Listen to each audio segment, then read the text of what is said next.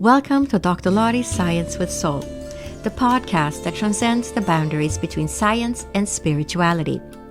Prepare to be uplifted, transformed, and awakened to create a path to healing your own life physically, emotionally, and spiritually by bridging the gap between science and soul. Welcome to Dr. Lottie Science with Soul. Today's guest is Sandra Ingerman, MA, who is a world-renowned teacher of shamanism and is recognized for bridging ancient cross-cultural healing methods with modern culture. She's taught for 40 years, including workshops worldwide on shamanic journeying, healing, and reversing environmental pollution using spiritual methods. Sandra is a licensed marriage and family therapist, professional mental health counselor, and board-certified expert on traumatic stress. Watkins Body, Mind, Spirit magazine honored her by including her in the 100 most spiritually influential people of 2020. She was also chosen as one of the top 10 spiritual leaders of 2013 by Spirituality and Health magazine, and was awarded the 2007 Peace Award from the Global Foundation for Integrative Medicine. She's authored 12 books, including Soul Retrieval, Mending the Fragmented Self, Medicine for the Earth, Walking in Light, and the Book of Ceremony, Shamanic Wisdom for Invoking the Sacred in Everyday Life. Sandra and Hank Wesselman's book, Awakening to the Spirit World, The Shamanic Path of Direct Revelation, won both the 2011 Coalition of Visionary Resources Award and the 2011 Independent Publisher Book Award. Since the 1980s, thousands of people have healed from past and present traumas through soul retrieval, the classic cross-cultural shamanic healing method Sandra teaches. Sandra is recognized for bridging ancient cross-cultural healing methods into our modern culture, addressing the needs of our times. Sandra is known for gathering the global spiritual community together to perform powerful transformative ceremonies, as well as inspiring us to stand strong in unity, so we do our own spiritual and social activism work while keeping a vision of hope and being a light in the world. She is passionate about helping people to reconnect with nature. Sandra joined in partnership with Renee Baribeau to create a weekly 30-minute podcast called The Shaman's Cave. To learn more about Sandra, visit her website at sandraingerman.com or shamanicteachers.com or shamanstv.com. So welcome, Sandra. It's such an honor to have you as a guest today. It's such an honor to be here. And I have to say to everybody, we just had a wonderful conversation before we're starting this interview together. And so I know that everybody will be delighted. So thank you. Yeah, I know it's so wonderful to meet somebody like you who have been working as a shaman for so many years, right? And as I was telling Sandra right before we started, my journey into shamanism began in 2017, right after which is when I was sent to Arthur Findlay College to study mediumship. And so for me to meet Sandra today is a big honor because I've read many of her books to learn more about shamanism. And now I get to talk to you and you get to share all about your journey and all the amazing projects you're working on. So, but before we get started about your most recent books, because there was 2 books that came out in this last year, tell me a little bit about your childhood and what led you to that path of shamanism. So I was born in Brooklyn, New York, and I lived in an immigrant neighborhood.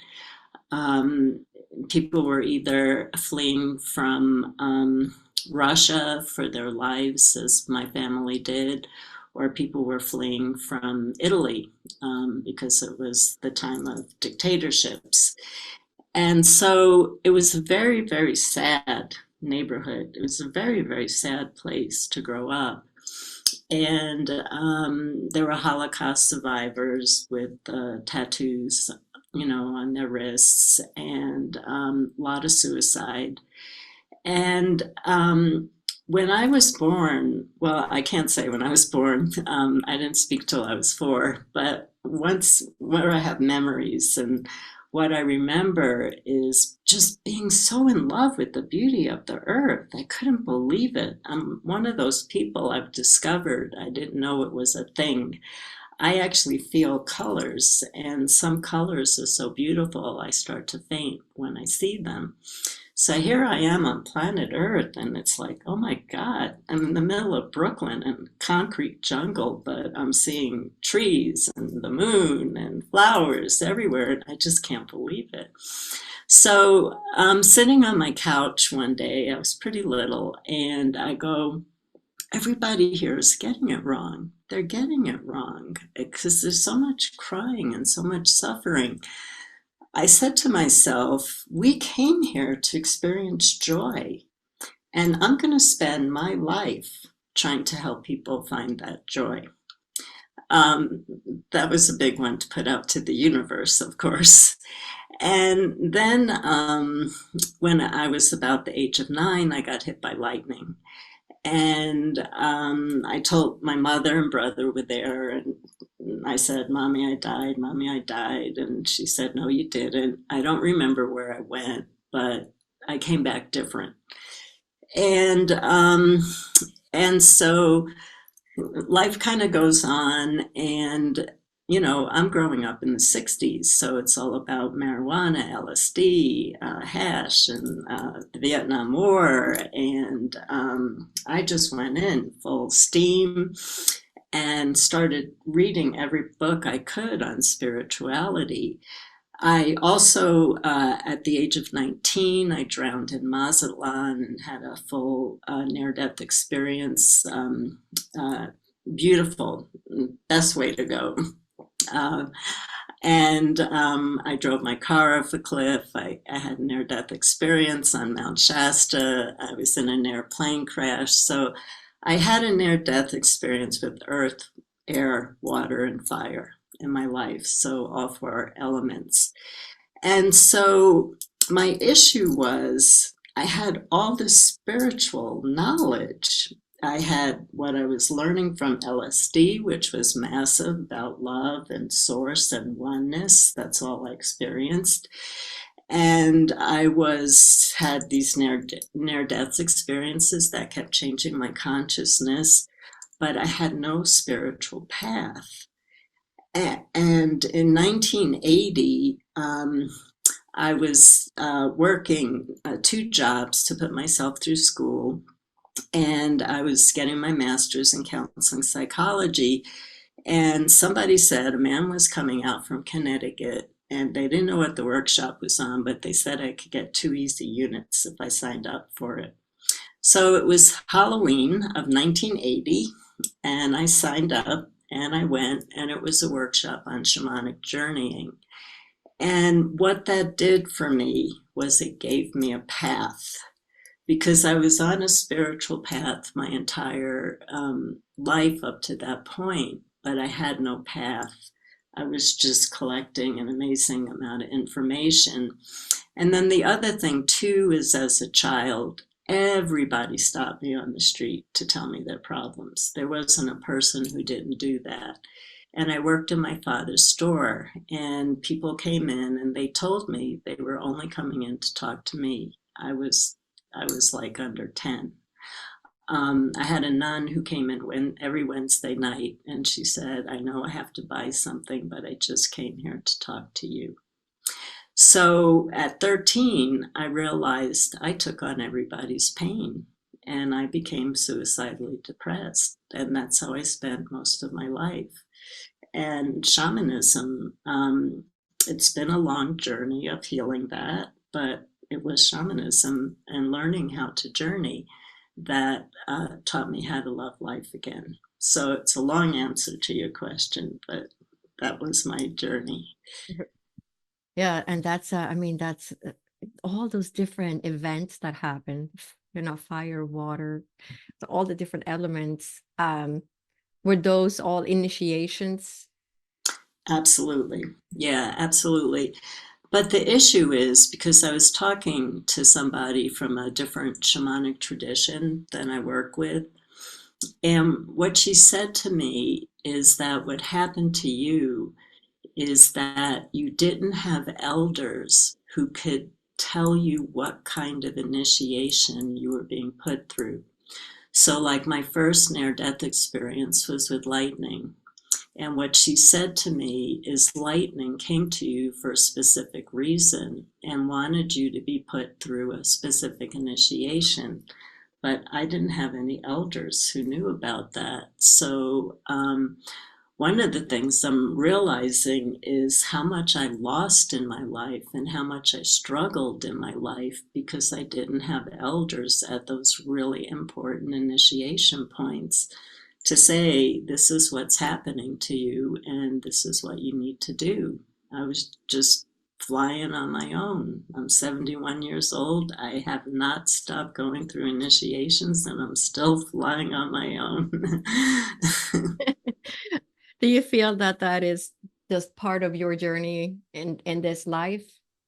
That Obvious, obviously, because that's what happened. That's actually what happened to me. right? Like a lone flyer, just have to learn everything on your own. Yeah, yeah. It's been one of my life issues, I guess. I wish I would have had somebody who could help me a little bit more. So I'm there for others. I'm really there for others. In my 43 years, that's what I'm known for. I really try to help others because I didn't have anybody who was willing to help me. And I know what can happen and when you don't, and I know what it feels like. Yeah. And you just came out with two different books. One is Walking Through Darkness. And for those who are watching on YouTube, that you can see the book. And the other book that also just came out is called Polishing the Path of the Soul, Spiritual Awakening in Times of Darkness and Grief. Now, can you tell me about these books and what they're about? Mhm. Um, Yeah, yeah. so they're both on the same subject. They're just presented in a completely different way. And so for me, um, I don't know if it was before the pandemic, after the pandemic, I was reflecting on this whole thing of elders, and we don't have elders.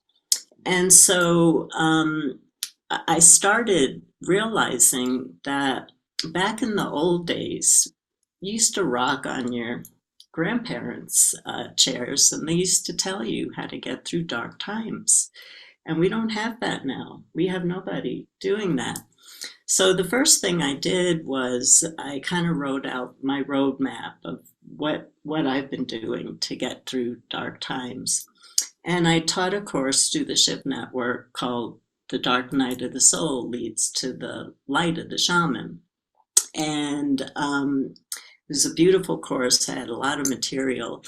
And again, it was all to try to give people a roadmap. You feel like how I put it is when I've gone through some of these initiations, I feel like I'm in an airplane at 30,000 feet and somebody opens up the door and pushes me out.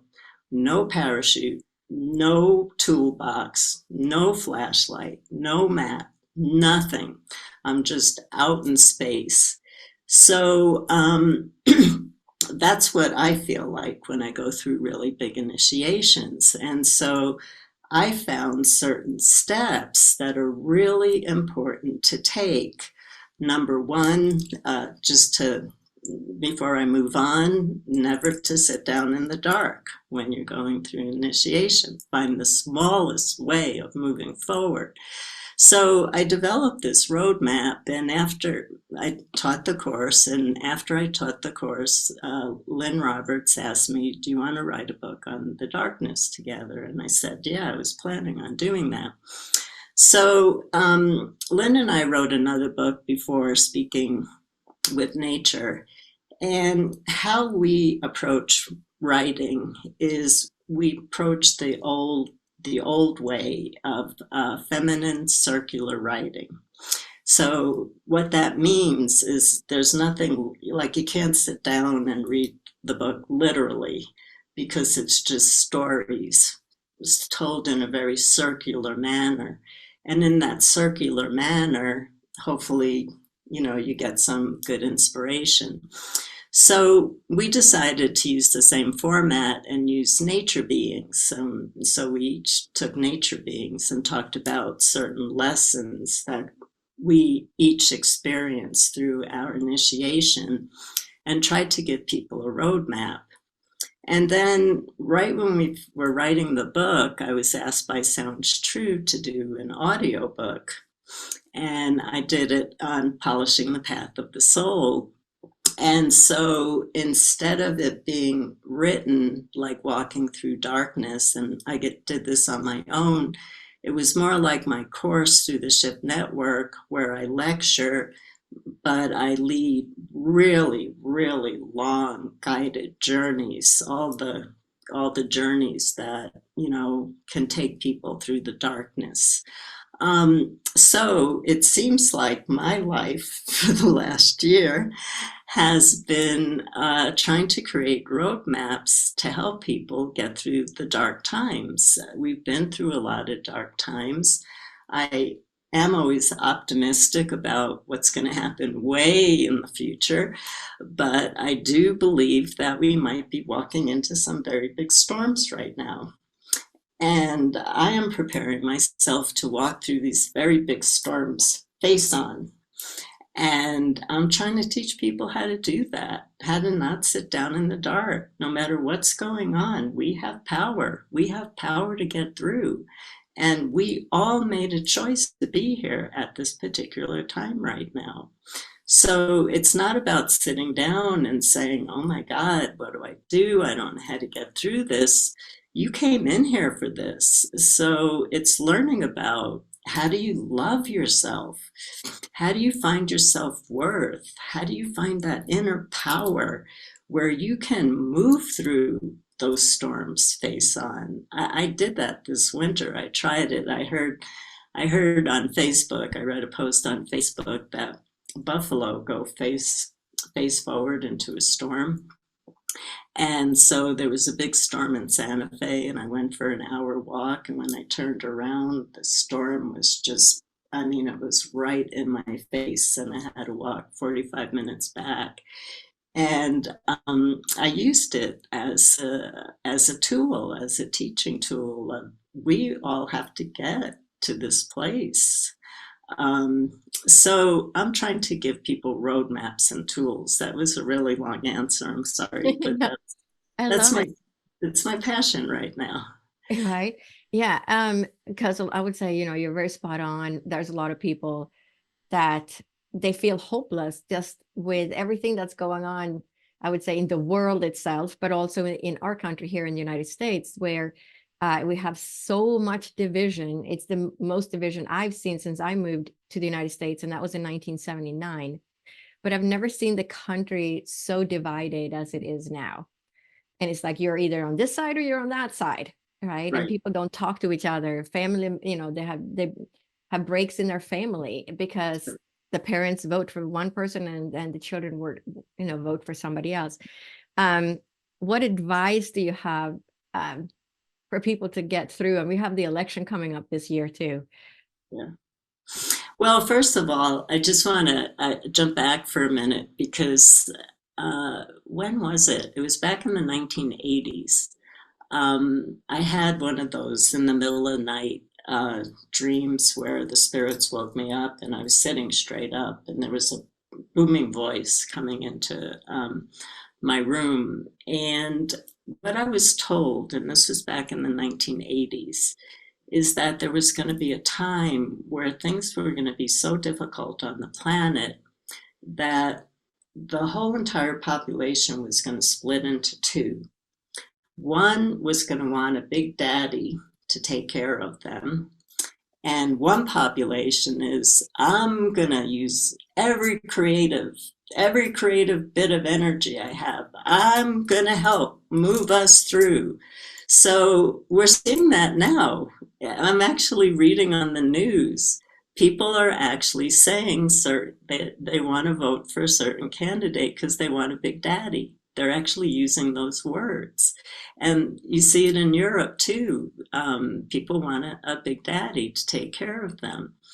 And we came in here to be of service, right? There's no big daddy who's going to make it better for us. Everybody listening here knows that. I don't have to say anything more about that. We have to find our strength. We have to, the first thing I talk about in all those products that I'm talking about, um, the first thing I wrote about was we have to tap into the intuition that we were born with, because we're giving our power away. I've been on a 9-year unbelievable initiation with a health issue that's been beyond anything that most people go through. It's really, really rare. And I found that I was so desperate. I listened to anybody who would talk to me. I mean, anybody. And I wasted years of where I could have moved into recovery if I would have listened to my body and if I would have listened to my intuition. So I feel that the first thing that people have to do right now is stop buying into what everybody's writing about, whether it's on social media, on the news, wherever, and tune into your own body. Your body knows. Ask your own body, ask your heart, tap into your intuition, and ask what you need to do right now. What this time is about for you, and about strengthening your intuition so that when we start to hear all this crazy fake news, we can find a way, our solution for our life, for our communities, if you work in community. And then the second journey I ever had, ever, after that first workshop that I took in 1980, was where my power animal came to me and he said, whatever happens, do not sit down in the dark. So that was in 1980. And that has kept me going through my entire life, because what we see right now is people want to sit down. And I think the term that's being used is languishing. People are staying in bed, putting the covers over their head. And so, what I found in my life, I'm the slowest walker on the planet. My mother and I both, nobody walks slower than we've walked on this earth. And if you can take that tiny step, we're talking about an inch, not a mile, an inch, and say one thing that you're grateful for in your life, and make it just the simplest thing possible. I'm grateful that the sun came up today. I'm grateful that the sun didn't come up today and there was rain. Make it small, because when you make it small, you take one step forward.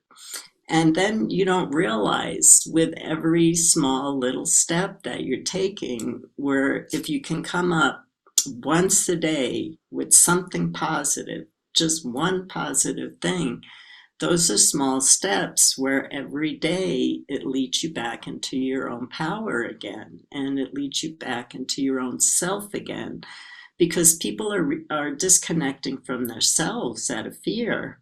Our nervous systems are being I don't know anybody who doesn't have a crashed nervous system right now.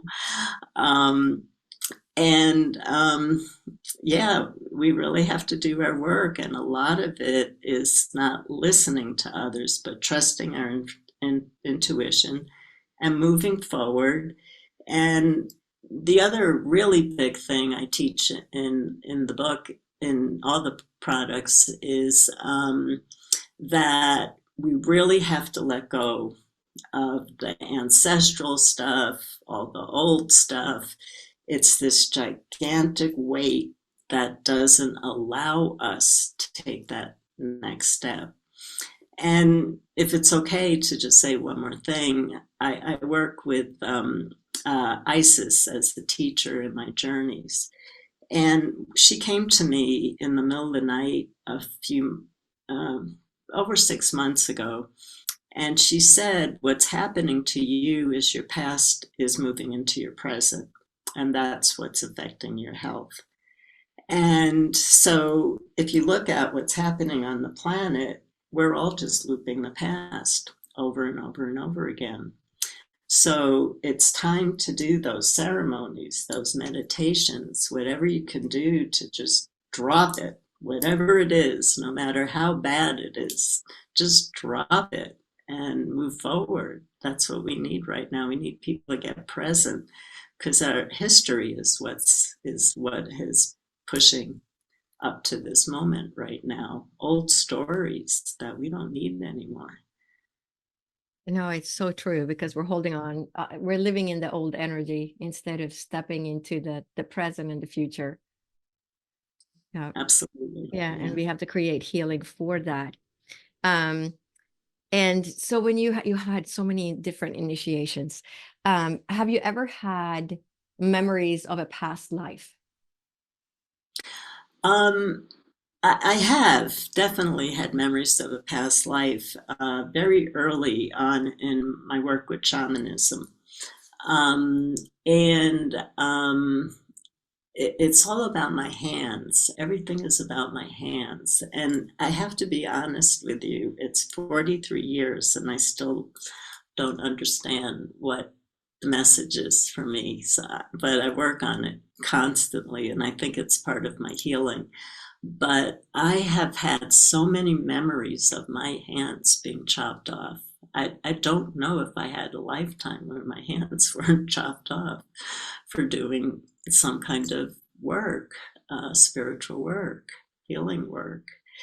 And so, but I work with, in shamanism, we work with helping spirits. And my main guardian spirit, who I've worked with for 43 years and does all my healings, he has an opinion about past lives, with which I'm sure most people won't agree with. He says, you're here now. Would you stop focusing on what went wrong? And would you just get present and and stay here?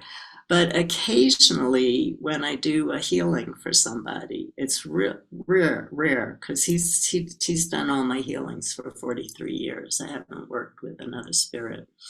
Occasional, he'll say to me, "This is really a past life issue, so let's work on that." Yeah, it's fascinating, isn't it? Because if our soul reincarnates, we then take those memories with us Right, into each life that follows. right. And it's interesting, but you still have your hands in this life, so that's good. Maybe this is the life when you get to use all your spiritual wisdom and keep your Mm, hands. right.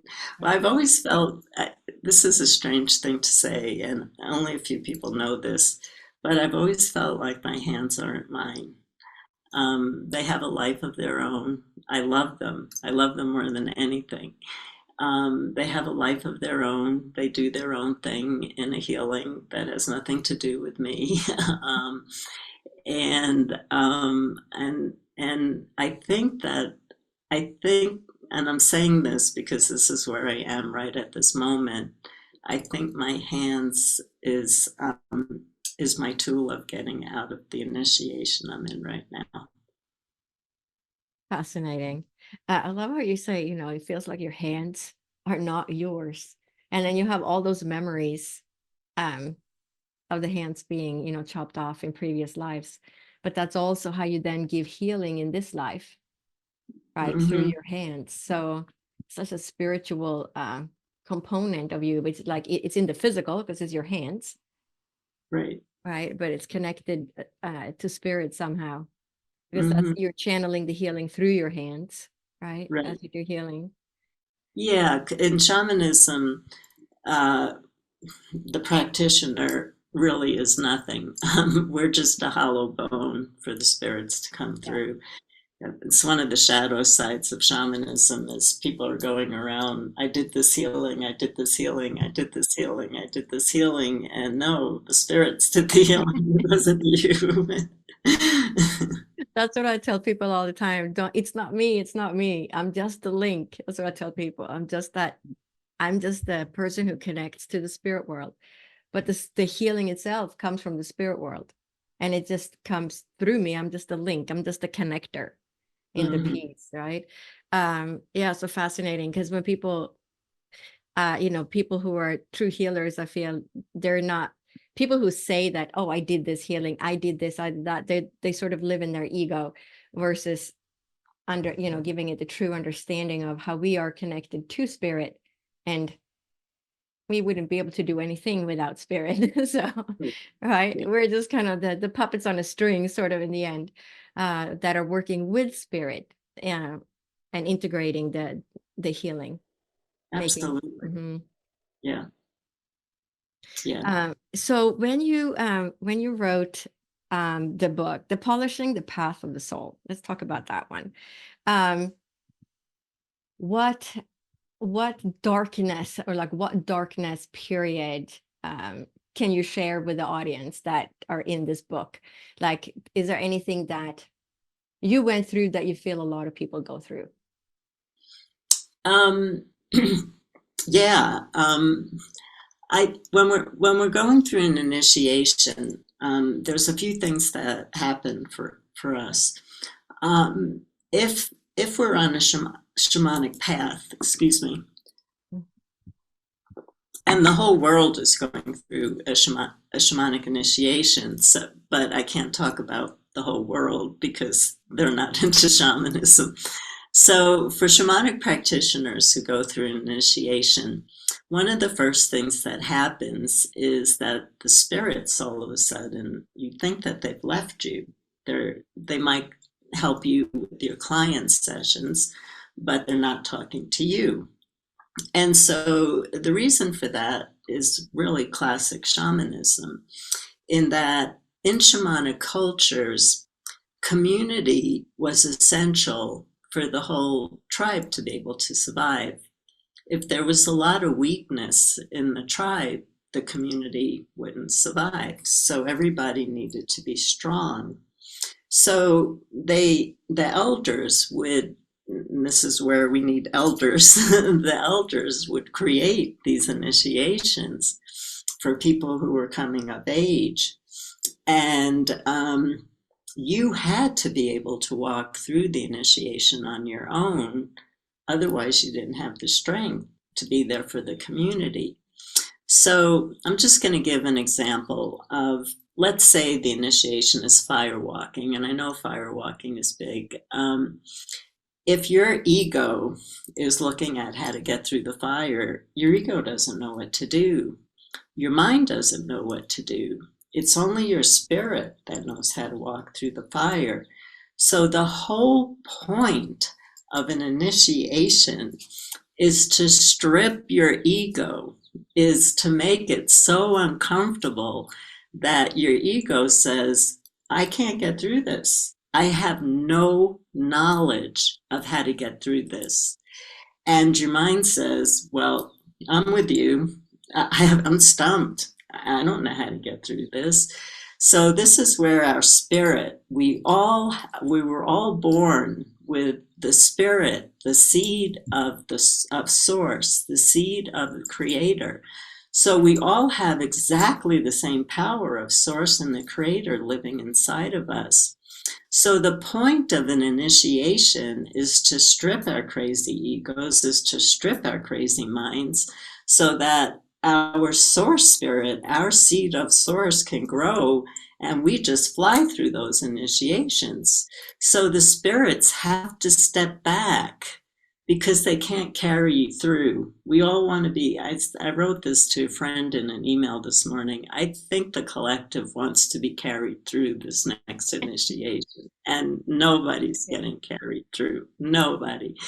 We're going to have to fire up our spirits and get through. So that's the point of an initiation in the old days, was so that you could be strong for your community. And this allows us to grow into the people that we came here to be, because once spirit is leading us through life, now we're who we came here to be. Before that, we were all in boxes. You know, society told us not to love ourselves, not to shine too brightly, don't get too creative, just get a regular job and keep yourself in. And so we're being blasted open right now to the highest part of our spirit. And for the rest of the planet, the same thing is happening. The only way everybody's in initiation right now. Everybody's being asked to let go of ego and step into a place of love and unity. That's where an initiation takes you to a higher place of consciousness. It takes you to a higher place of evolution. Yeah. And so when people are listening and they're thinking, we're coming up to the election in the United States, how can they, some people say they're so mad at the choices and I'm not even going to vote, right? What do you have to say to those people? Well, that's kind of an ongoing conversation. We're in a really tricky time. I'm going to tell you what the spirits are telling me.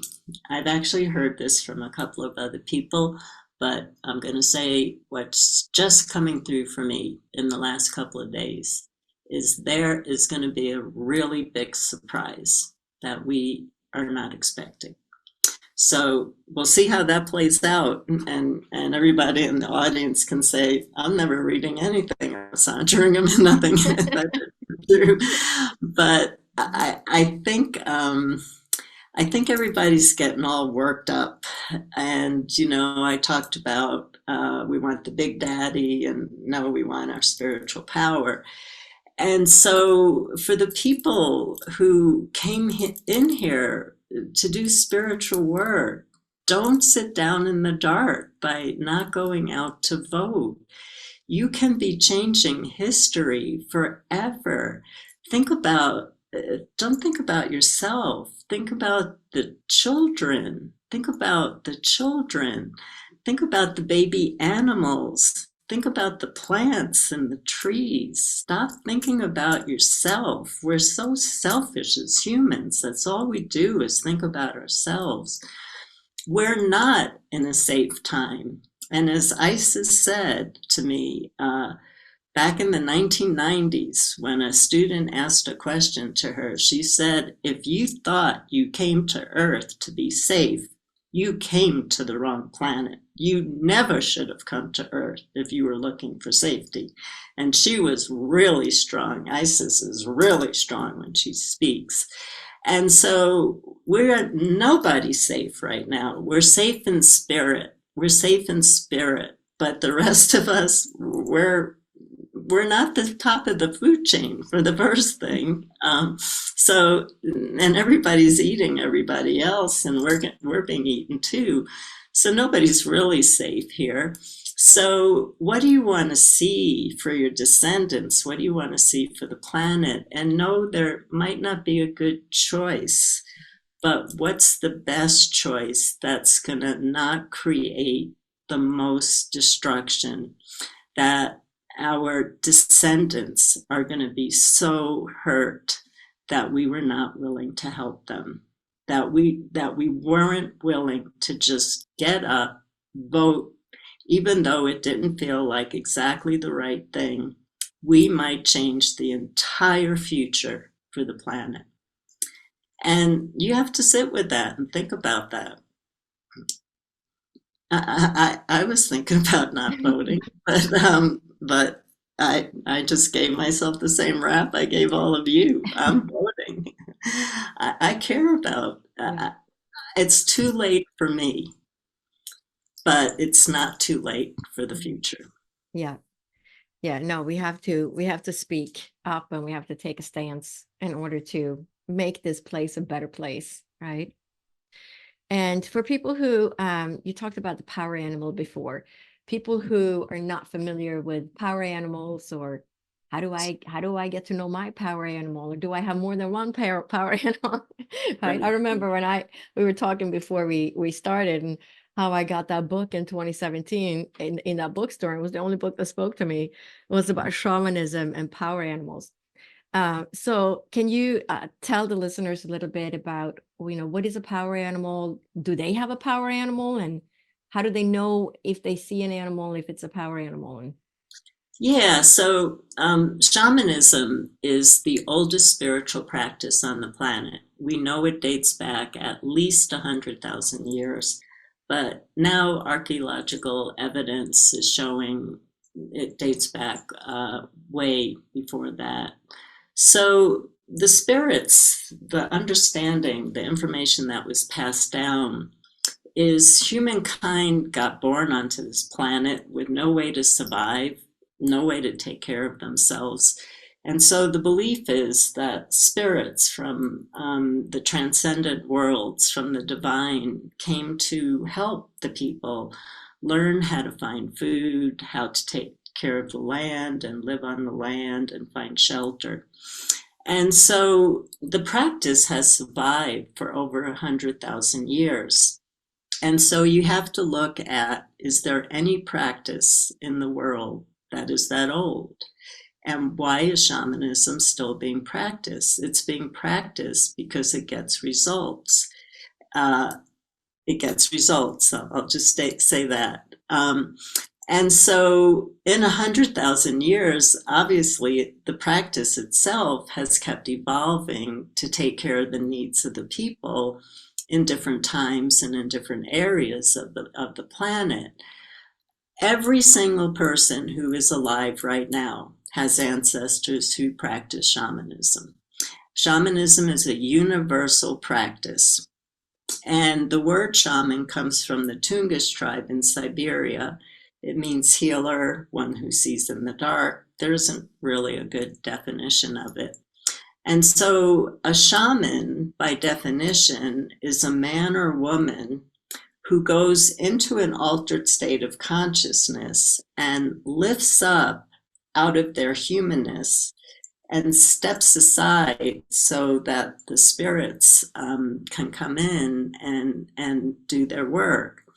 And so shamans are people who go into an altered state of consciousness and travel to different worlds in what we call the unseen world, the non-ordinary worlds, the dream time, the other world. There are different names that different cultures call it. And in the other world, it's seen that there's a world tree, and that world tree leads to 3 different worlds in the unseen. And so the roots of the tree lead down to what's called the underworld or the lower world. And then the middle world is here. So the plants and trees and animals we see here. And then the upper world is the transcendent worlds. In the lower world and in the upper world, we're outside of time and we're in a completely different dimension. And in those worlds, there are a variety of spirits that live there.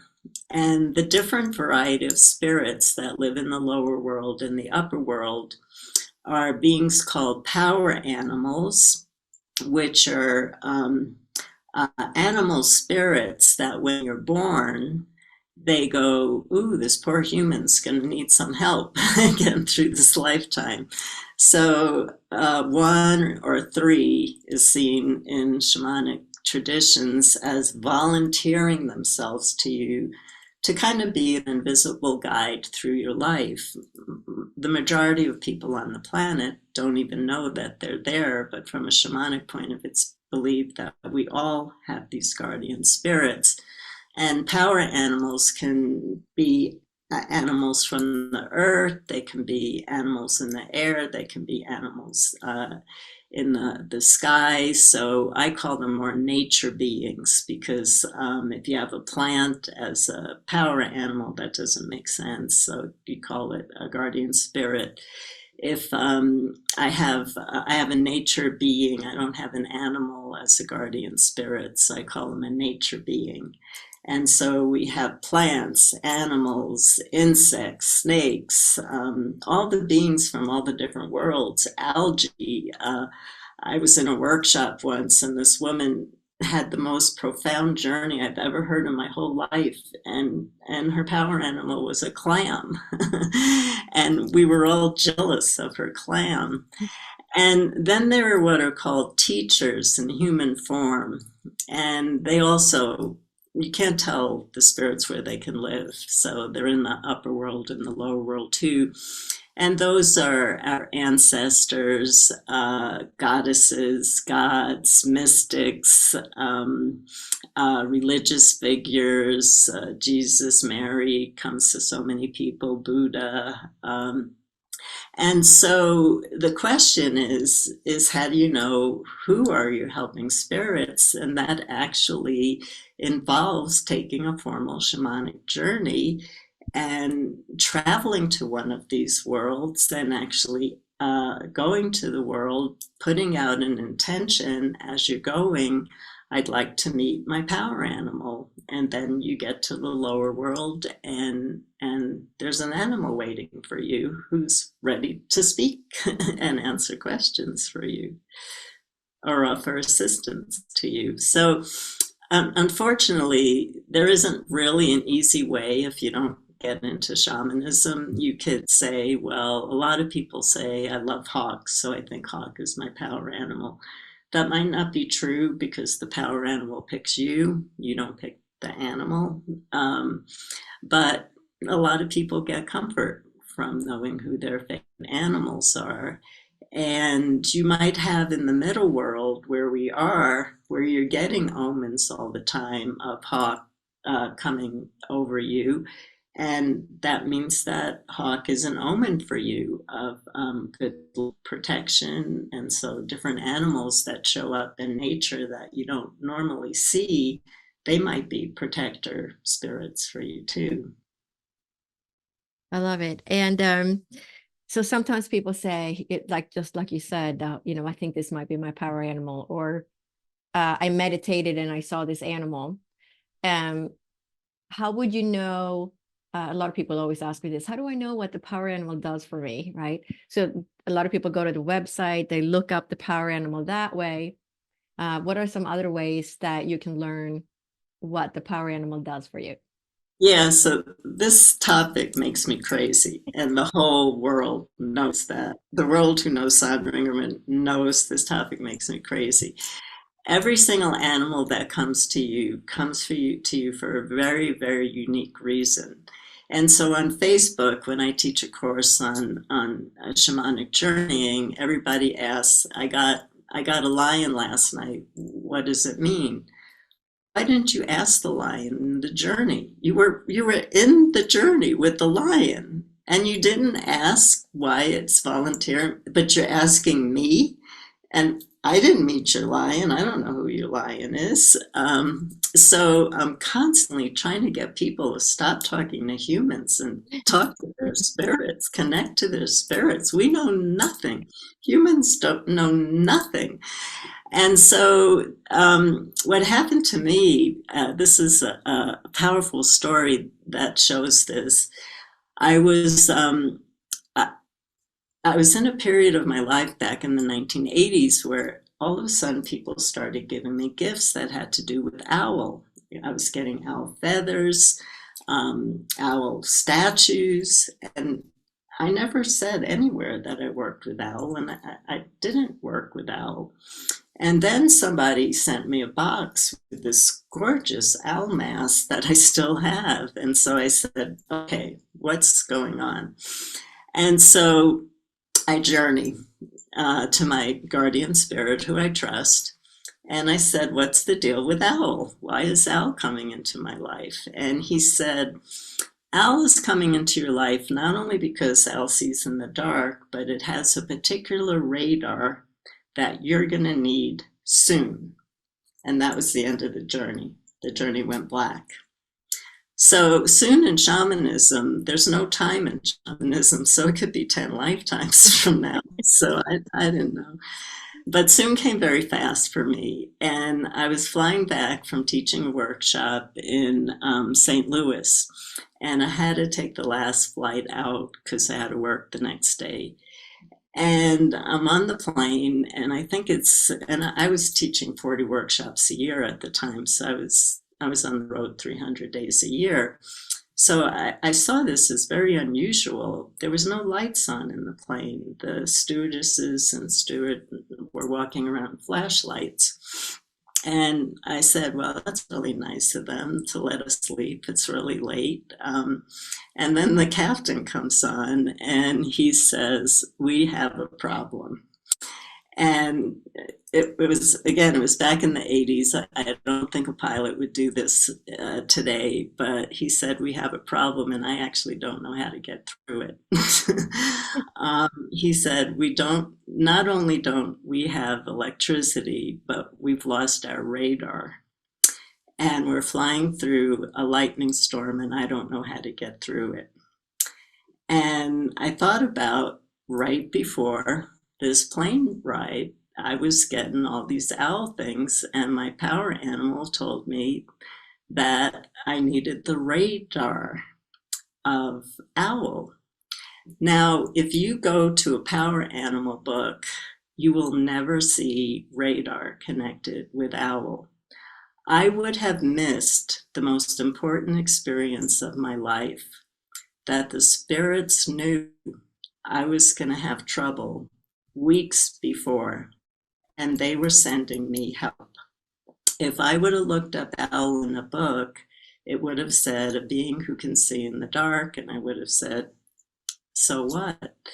But to get that lesson, because I actually asked, that was the biggest lesson of my life, that the universe is actually taking care of me. And it's amazing how many people get elephants as power animals to teach them how to lighten up. You're not going to find that in a book.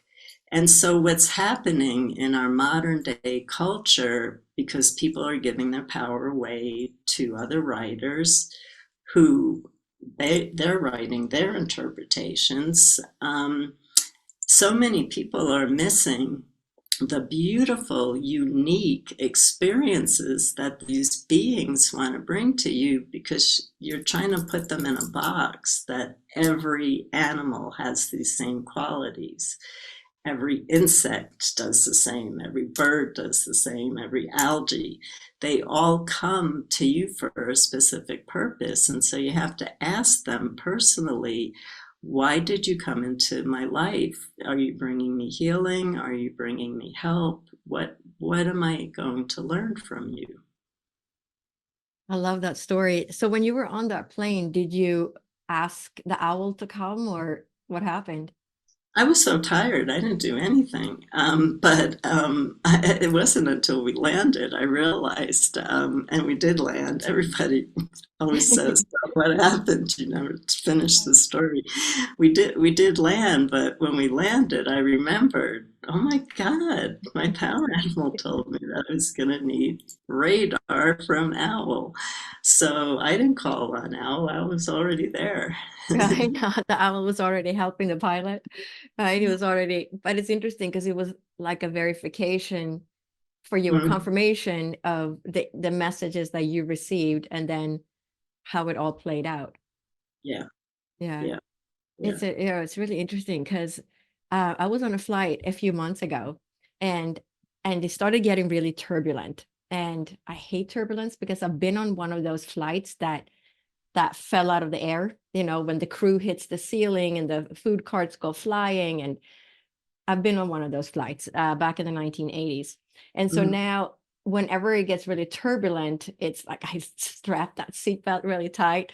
And I said, all right, well, I don't want to be on one of those flights again that drop out of the sky. So, if there's, any spirit animal or spirit guides or anybody that can come in and help, then please do so. And then what happened is that, how it is in your mind.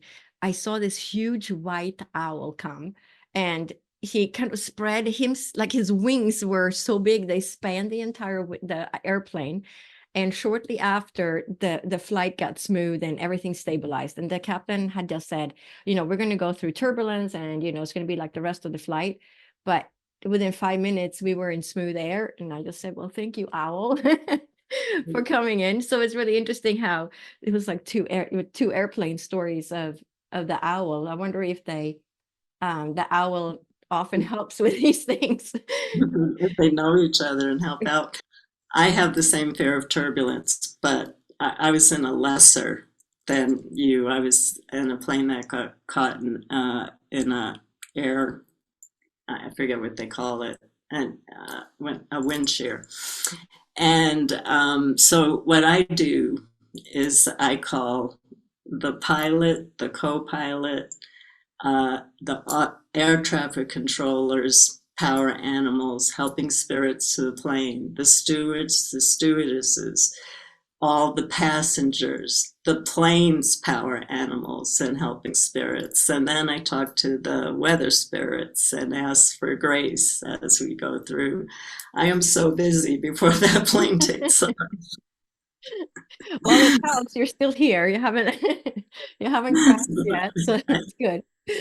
All right, we don't need any more initiations. I think you've had plenty right in your life already. So, before we end this podcast, what would you say if I asked you what is the meaning of life? What would you say? I think the meaning of life is really to learn how to love ourselves and to learn about unconditional love. I really do believe that. I believe that that's why we came here. I believe that we came here to learn about love, and now I'm believing that we came here to learn how to love ourselves. Mm-hmm. Yeah, I'll agree with you on that one. It's all about love in the end, and the self-love is very difficult because we're all conditioned to not love ourselves, especially in the Western world. I don't know what it's like in other parts of the world, but and it's something I've worked with my own clients, that self-love is so difficult for people. But once we love ourselves, it's also easier to love and accept other people, and learning about the compassion and the gratitude for other humans and other species, the animals, the plants, the trees. We're all part of the earth. We don't live on the earth, right? We're all part of it. So it's been such a pleasure to have you as a guest today. And how can people learn more about you or take your courses? What is it? What is the best website? The best website is www.sandraingerman.com. And I give out so many free resources. It has free articles on shamanism that can get you grounded in it. I've been writing a newsletter called the Transmutation News for 25 years. I have not missed a month, and it's only to keep people inspired. I only write inspiring newsletters to help people not sit down in the dark. So you can find that, the Transmutation News, on my website. And then there's a section for books and audios, and then there's a section for trainings. And if you go down and look at the trainings, I have a lot of evergreen courses like the Dark Night of the Soul that I taught for the Shift Network. I have shamanic journeying. If you want to learn shamanic journeying, I have a really, really good course, evergreen course for that. And then I'm back teaching in person again. So whatever you want to look at, my website is filled with resources and you can find out more. I train practitioners and teachers. I've been training them for a really long time now.